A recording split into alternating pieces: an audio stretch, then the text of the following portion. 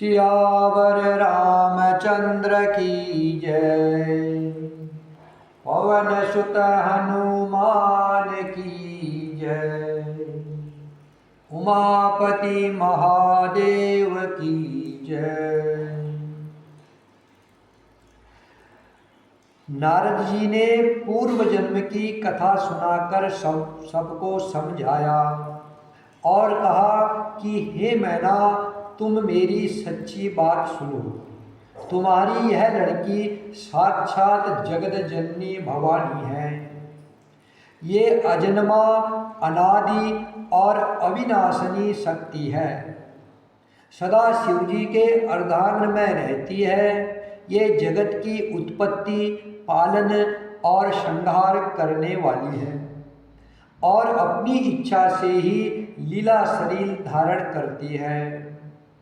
पहले ये दक्ष के घर जाकर जन्मी थी, तब इनका नाम सती था। बहुत सुंदर शरीर पाया था। वह भी सती शंकर जी से ही ब्याही गई। यह कथा सारे जगत में, सारे संसार में प्रसिद्ध है। एक बार इन्होंने शिव जी के आते हुए राह में रघुकुल रूपी कमल के सूर्य श्री रामचंद्र जी को देखा। तब इनको मोह हो गया और इन्होंने शिव जी का कहना न मानकर भ्रमवश सीता जी का भेष धारण कर लिया। सती जी ने जो सीता का भेष धारण किया, उसी अपराध के कारण शंकर जी ने इनको त्याग दिया। फिर शिव जी के वियोग में ये अपने पिता के यज्ञ में जाकर वही योगाग्नि से भस्म हो गई। तब इन्होंने तुम्हारे घर जन्म लेकर अपने पति के लिए कठिन तप किया। ऐसा जानकर संदेह छोड़ दो। पार्वती जी तो सदा ही शिव जी की प्रिया अर्धांगिनी है। तब नारद के वचन सुनकर सबका विषाद मिट गया और क्षण भर में यह समाचार सारे नगर में घर घर फैल गया। तब मैना और हिमवान आनंद में मग्न हो गए और उन्होंने बार बार पार्वती के चरणों की वंदना की। स्त्री, पुरुष, बालक, युवा और वृद्ध, नगर के सभी लोग बहुत प्रसन्न हुए। नगर में मंगल गीत गाए जाने लगे और सबने भांति भांति के सुवर्ण के कलश सजाए। पाक शास्त्र में जैसी रीति है, उसके अनुसार अनेक भांति की रसोइयाँ बनी। जिस घर में सवई माता भवानी रहती हो, वहाँ की भोजन सामग्री का वर्णन कैसे किया जा सकता है। हिमाचल ने आदरपूर्वक सब बारातियों को विष्णु, ब्रह्मा और सब जातियों के देवताओं को बुलवाया। सब सुंदर स्त्रियां मीठे स्वर में गालियां देने लगी और व्यंग भरे वचन सुनाने लगी। देवगण विनोद सुनकर बहुत सुख अनुभव करते हैं, इसलिए भोजन करने में बड़ी देर लग रही है। भोजन के समय जो आनंद बढ़ा, वह करोड़ों मुँह से भी नहीं कहा जा सकता। भोजन कर चुकने पर सबके हाथ मुँह धुलवा कर पान दिए गए। फिर सब लोग जो जहाँ ठहरे थे वहाँ चले गए।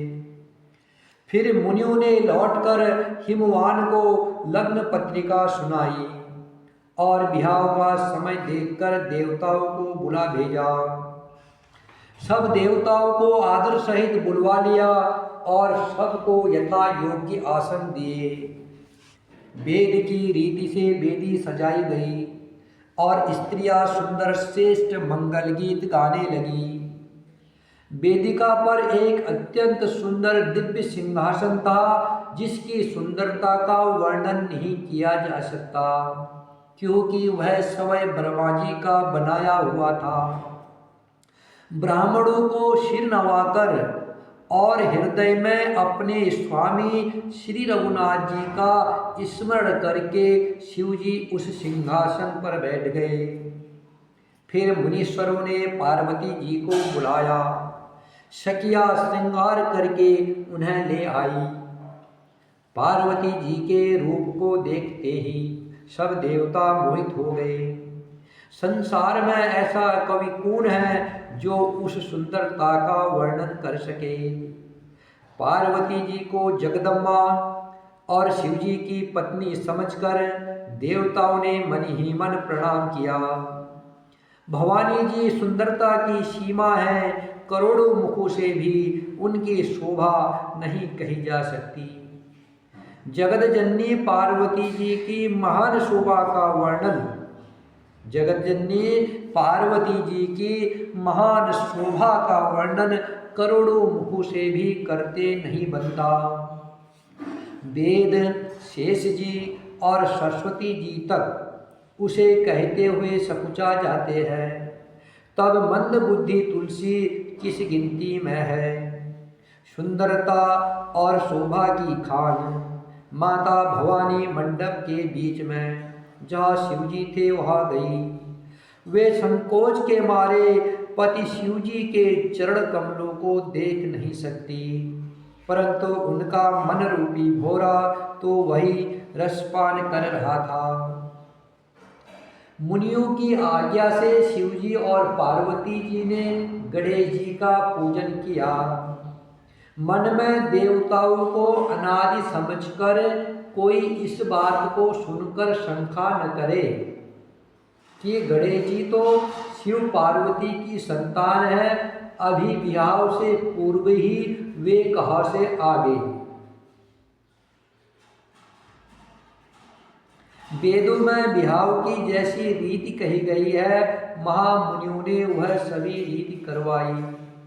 पर्वतराज हिमाचल ने हाथ में कुश लेकर तथा कन्या का हाथ पकड़कर उन्हें भवानी जानकर शिवजी को समर्पण किया। जब महेश्वर शिवजी ने पार्वती का पाणी ग्रहण किया, तब इंद्र आदि सब देवता हृदय में बड़े ही हर्षित हुए। श्रेष्ठ मुनिगण वेद मंत्रों का उच्चारण करने लगे और देवगण शिवजी का जय जयकार करने लगे। अनेकों प्रकार के बाजे बजने लगे, आकाश में नाना प्रकार के फूलों की वर्षा हुई। शिव पार्वती का विवाह हो गया, सारे ब्रह्मांड में आनंद भर गया। दासी दास, रथ घोड़े, हाथी गाय, वस्त्र और मणि आदि अनेक प्रकार की चीजें, अन्न तथा सोने के बर्तन गाड़ियों में लदवा कर दहेज में दिए, जिनका वर्णन नहीं हो सकता। बहुत प्रकार का दहेज देकर फिर हाथ जोड़कर हिमाचल ने कहा, हे शंकर, आप पूर्ण काम हैं, मैं आपको क्या दे सकता हूँ। इतना कहकर वे शिवजी के चरण कमल पकड़कर रह गए। तब कृपा के सागर शिवजी ने अपने ससुर का सभी प्रकार से समाधान किया। फिर प्रेम से परिपूर्ण हृदय मैना जी ने शिवजी के चरण कमल पकड़े और कहा, हे नाथ, यह उमा मुझे मेरे प्राणों के समान प्यारी है, आप इसे अपने घर की टहलनी बनाइएगा और इसके सब अपराधों को क्षमा करते रहिएगा। अब प्रसन्न होकर के मुझे यही वर दीजिए।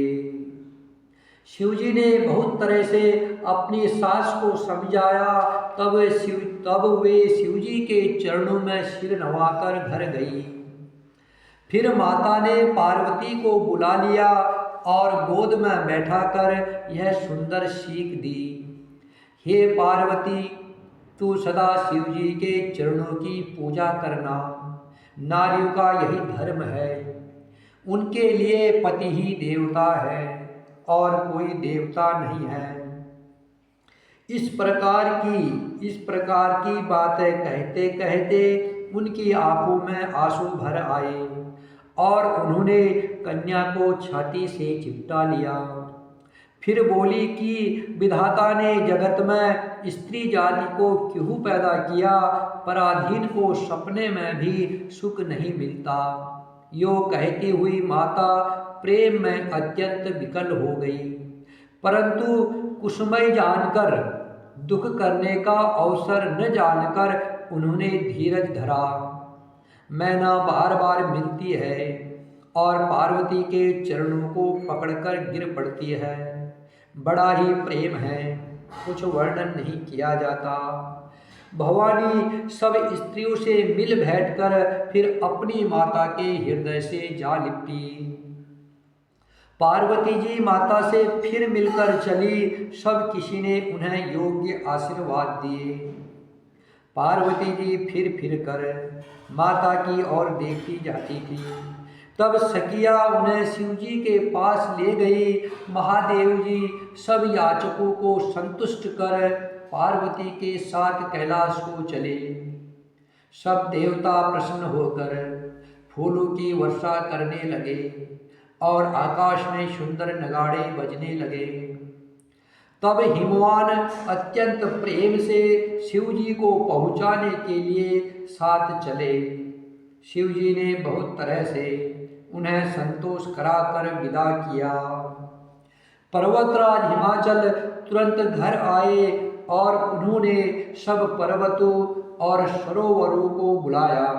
हिमवान ने आदर, दान, विनय और बहुत सम्मान पूर्वक सबकी विदाई की। जब शिव जी कैलाश पर्वत पर पहुँचे तब सब देवता अपने अपने लोकों को चले गए। तुलसीदास जी कहते हैं कि पार्वती जी और शिव जी जगत के माता पिता है, इसलिए मैं उनके श्रृंगार का वर्णन नहीं करता। शिव पार्वती विविध प्रकार के भोग विलास करते हुए अपने गणों सहित कैलाश पर रहने लगे। वे नित्य नए विहार करते थे। इस प्रकार बहुत समय बीत गया। तब 6 मुख वाले पुत्र स्वामी कार्तिक का जन्म हुआ, जिन्होंने बड़े होने पर युद्ध में तारकासुर को मारा। वेद, शास्त्र और पुराणों में स्वामी कार्तिक के जन्म की कथा प्रसिद्ध है और सारा जगत उसे जानता है। स्वामी कार्तिक के जन्म, कर्म, प्रताप और महान पुरुषार्थ को सारा जगत जानता है। इसलिए मैंने शिवजी के पुत्र का चरित्र संक्षेप से ही कहा है। शिव पार्वती के विवाह की इस कथा को जो स्त्री पुरुष कहेंगे और गाएंगे वे कल्याण के कार्यों और विवाह आदि मंगलों में सदा सुख पाएंगे। गिरिजापति महादेव जी का चरित्र समुद्र के समान अपार है, उसका पार वेद भी नहीं पाते। तब अत्यंत मंदबुद्धि और गंवार मैं उसका वर्णन कैसे कर सकता हूँ। शिवजी के रसीले और सुहावने चरित्र को सुनकर मुनि भरद्वाज जी ने बहुत ही सुख पाया। कथा सुनने की उनकी लालसा बहुत बढ़ गई। नेत्रों में जल भर आया तथा रोमावली खड़ी हो गई।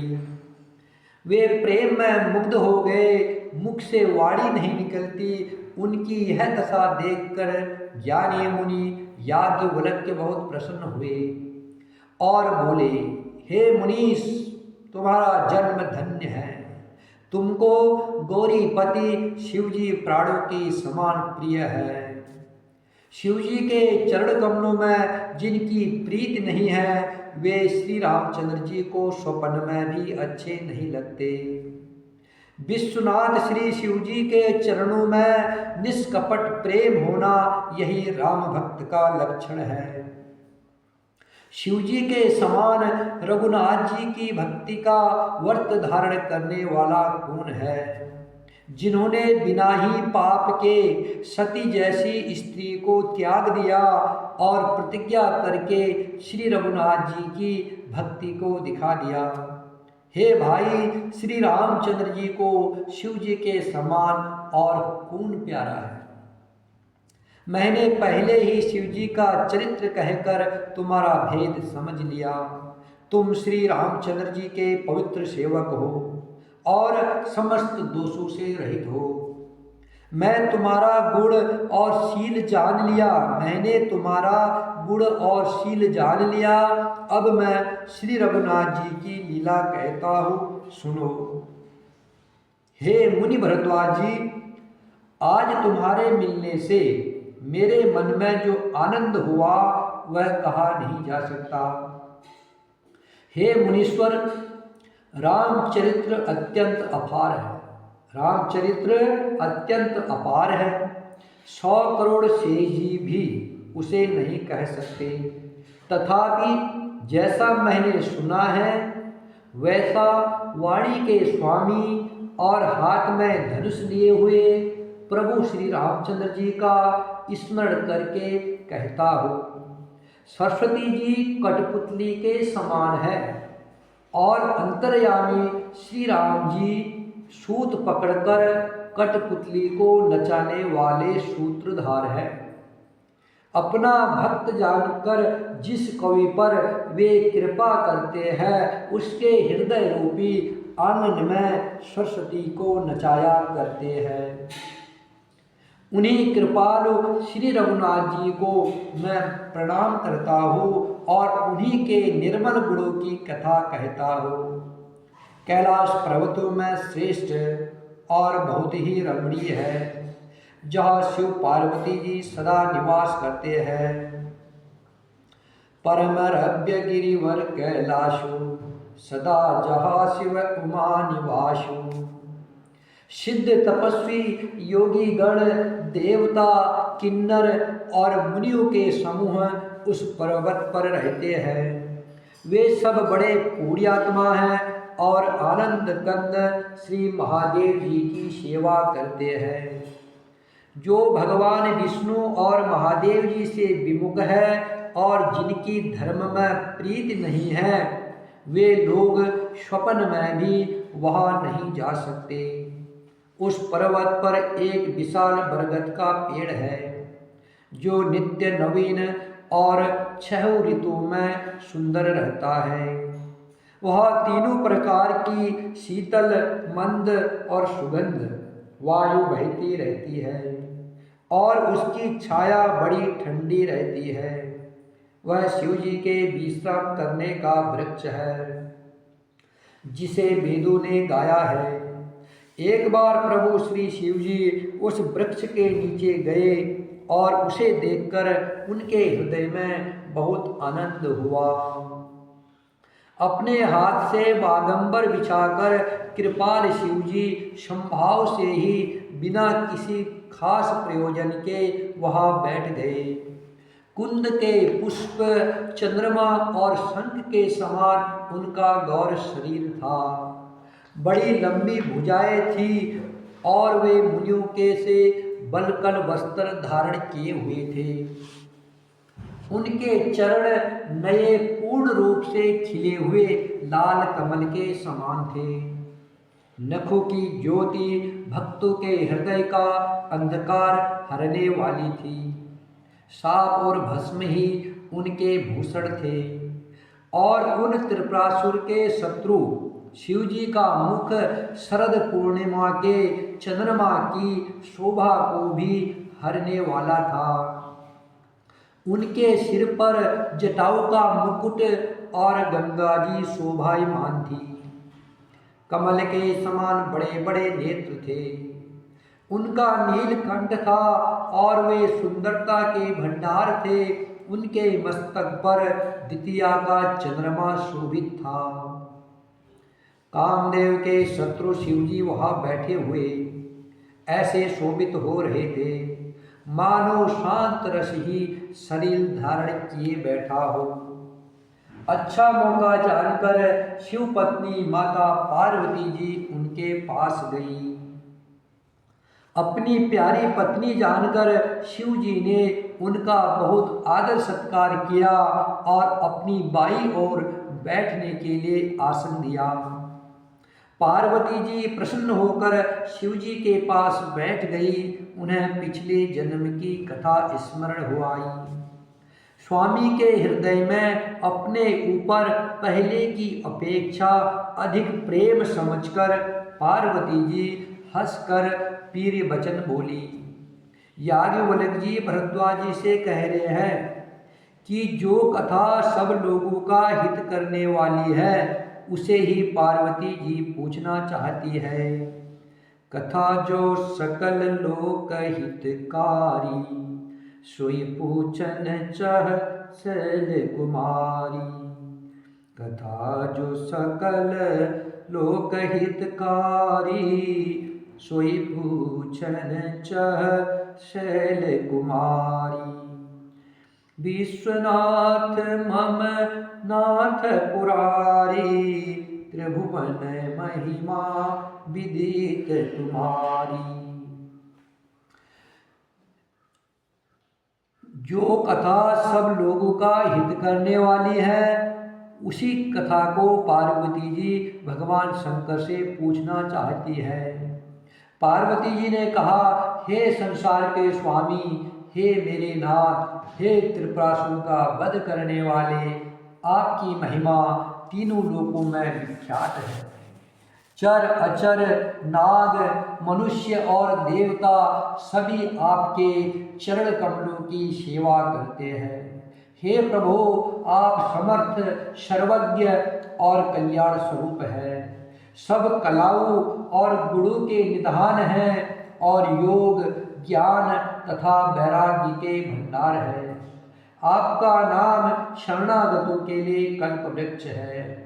हे सुख की राशि, यदि आप मुझ पर प्रसन्न हैं और सचमुच मुझे अपनी दासी जानते हैं तो हे प्रभु, आप श्री रघुनाथ जी की नाना प्रकार की कथा कहकर मेरा अज्ञान दूर कीजिए। जिसका घर कल्प वृक्ष के नीचे हो वह भला दरिद्रता से उत्पन्न दुख को क्यों सहेगा। हे शशिभूषण, हे नाथ, हृदय में ऐसा विचार कर मेरी बुद्धि के भारी भ्रम को दूर कीजिए।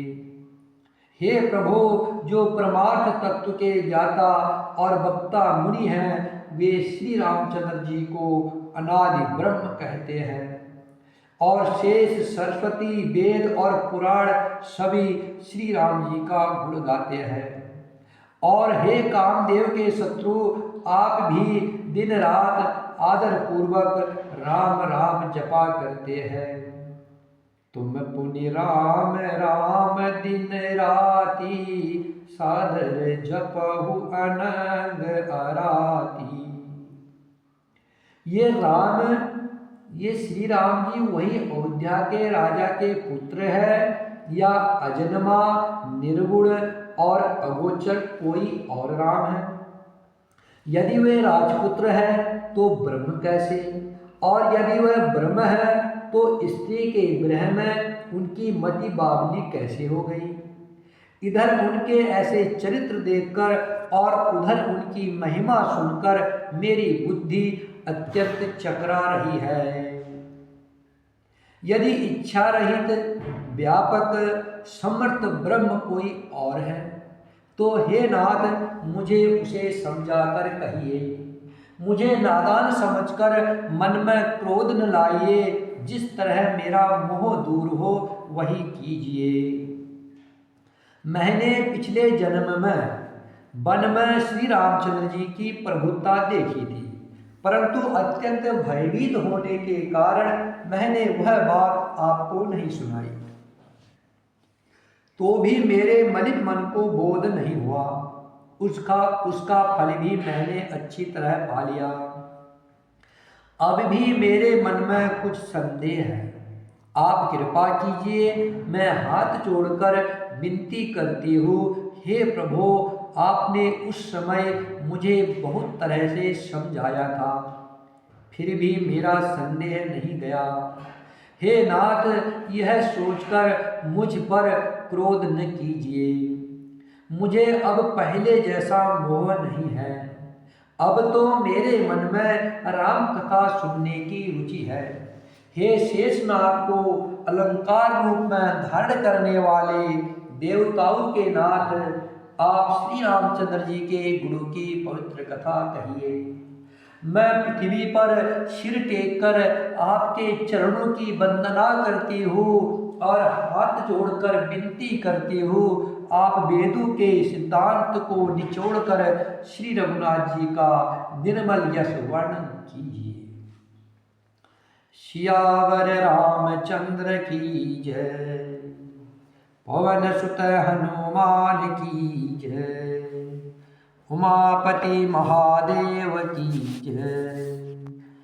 श्री राम जय जय राम, श्री राम जय जय राम, श्री राम जय जय राम। सीताराम सीताराम सीताराम सीताराम, सीताराम हनुमान सीताराम हनुमान, सीताराम हनुमान सीताराम हनुमान।